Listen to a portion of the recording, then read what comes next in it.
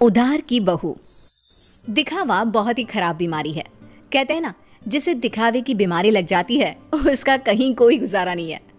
एक दिन राधा पड़ोसी से कहती है वो क्या है ना, मेरी बहन आ रही है आज शाम को 2 घंटे के लिए। वो जो आपका सोफा है ना, काला वाला लेदर का वो जरा मैं अपने घर में रखवा सकती हूँ क्या? हाँ, पर बहन के लिए हमारे घर का सोफा क्यों? वो क्या है ना, मैंने उन लोगों को बताया कि ये सोफ़ा मैंने लिया है, तो मुझे क्या पता था कि वो घर ही आ जाएगी। प्लीज़, ये मेरी इज्जत का सवाल है। अब भाई सवाल इज्जत का है तो क्या किया जा सकता है। दे देती है पड़ोसन सोफ़ा राधा को, लेकिन सोफ़ा देते वक्त, देखिए राधा जी, ये सोफ़ा मैं आपको सिर्फ 2 घंटे के लिए दे रही हूँ, लेकिन इसे गंदा ना होने दे। और हाँ, बच्चे बैठे तो संभल कर, ज़रा सी नुकीली चीज़ लगी नहीं तो सोफ़ा ख़त्म। अरे कैसी बात कर रही हैं, कैसी बात कर रही हैं आप? दूसरों की चीज़ों को कैसे संभाला जाता है अच्छे से जानती हूँ मैं। हाँ। खैर, दिखावे के लिए ही सही, सोफ़ा पहुँच जाता है राधा के घर और शाम को आ जाती है बहन। मासी मासी कैसी है आप? वाह, कितना प्यारा सोफा है। वाह, ये तो बिल्कुल फिल्मों जैसा है। ये बोलकर बच्चे सोफे पर कूदने लगते हैं कि राधा, अरे नहीं नहीं नहीं, सोफे पर मत कूदो ना बेटा, ना ना ना।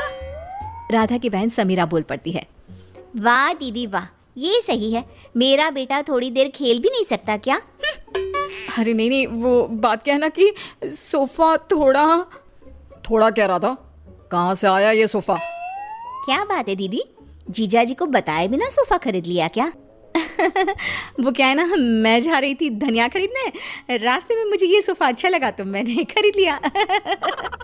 वाह दीदी, ये तो लाखों का लग रहा है।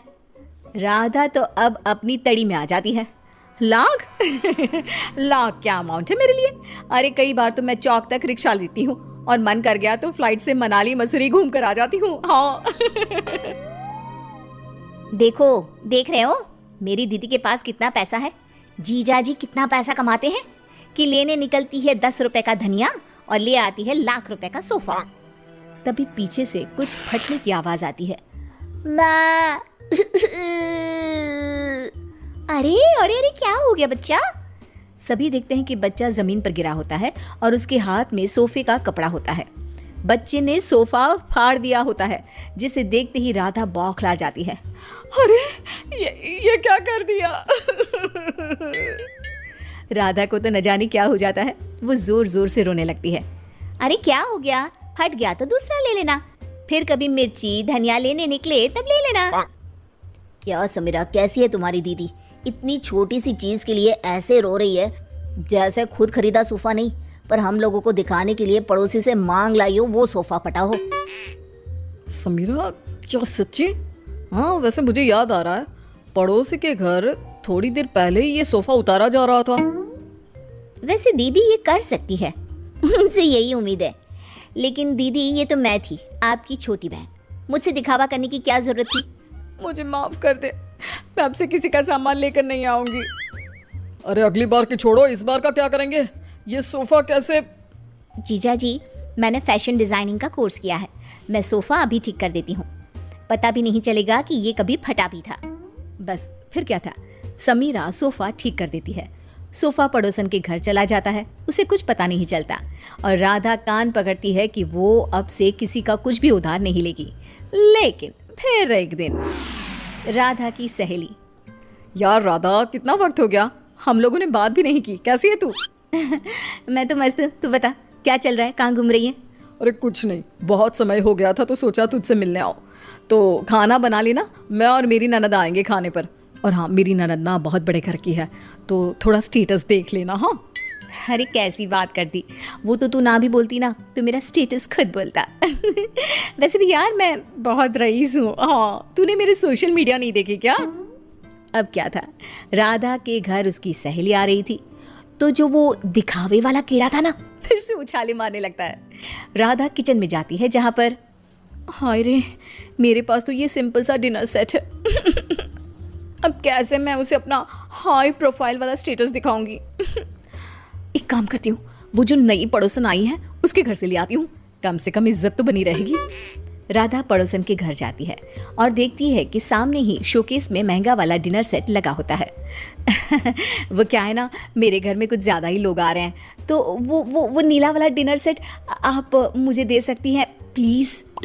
पड़ोसन नहीं होती है, मोहल्ले में जान पहचान बनाने के लिए बिना ज़्यादा बोले वो डिनर सेट तो दे देती है, लेकिन देते वक्त आप ले जाइए, बस ये ध्यान रखिए कि ये रोम से आया है, मेरे पति लाए थे, तो लाखों का है ना। लो कर लो बात, वो तो देख कर ही लग रहा है। क्या है ना, मेरे पति भी विदेश का ही सामान घर पर लाते हैं। मेरे पास सेम टू सेम था, पर पुराना हो गया था ना, तो मैंने नौकरानी को दे दिया था।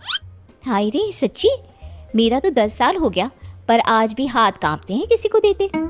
खैर, डिनर सेट लेकर राधा घर आ जाती है। मेहमानों के सामने प्लेट रखती है तो सहेली की ननद बोल पड़ती है, अरे ये डिनर सेट तो बहुत ही खास लग रहा है, कहाँ से लिया? रोम।